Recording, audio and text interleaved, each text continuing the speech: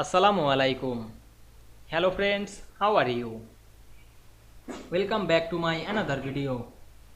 In this video, I am going to show you how to change image border thickness in Microsoft Publisher. Let's get started.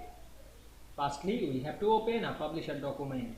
Now we want to change the image border thickness. Go to the Insert menu. Then click the Pictures option and insert a picture. Then click the picture and go to the picture format menu.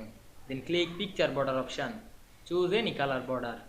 Then go back again the picture border option and go to white. Then increase the size. Now we can see we change the image border thickness very easily. I hope you enjoyed the video. Please like, comment, share and subscribe my channel. Thanks for watching.